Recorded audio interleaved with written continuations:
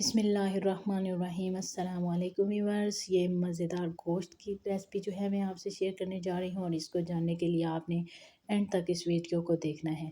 तो चलिए स्टार्ट करते हैं। उसके लिए मैंने जो गोश्त लिया है उसकी बोटी जो है बारीक करवा ली है और 4 से 5 टमाटर लिए हैं और सब्ज़ मिर्च ऐड की है और उसमें मैंने अदरक को कश करके एक टुकड़ा डाला है और लहसुन शामिल किया है।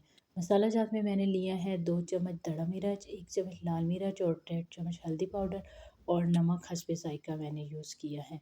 अब इन तमाम मसाला जात को मैं इसी में ऐड कर लूँगी और फिर मैंने इसको मिक्स करके कुकर को बंद करना है और तकरीबन कुकर की जब सीटी चल जाएगी तो उसको मैं 25 मिनट के लिए चलाऊँगी ताकि जो गोश्त है वो अच्छे से गल जाए और फिर उसके बाद हमने रेसिपी को कंप्लीट करना है।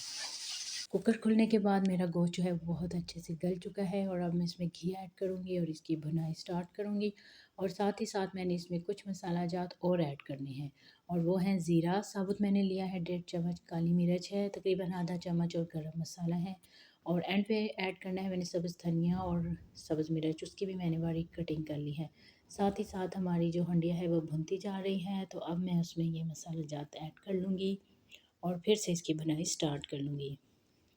हंडिया तो हमारी भुन जाएगी लेकिन व्यूअर्स आप लोगों ने एक बात याद रखनी है कि रमज़ान आने वाला है तो हम लोगों ने कोशिश करनी है कि हमारे घर में जब भी कोई अच्छी चीज़ बने तो हमने उसमें से ऐसे लोगों का हिस्सा भी बनाना है। बेशक एक प्लेट ही हम क्यों ना दें जो कि हमारे पड़ोसी होते हैं और वो अच्छे खाने अफोर्ड नहीं कर सकते, तो हमें उनका ख्याल रखना है क्योंकि रमज़ान के महीने में हमें एक नेकी करने का सवाब जो है वो बहुत ज़्यादा मिलता है।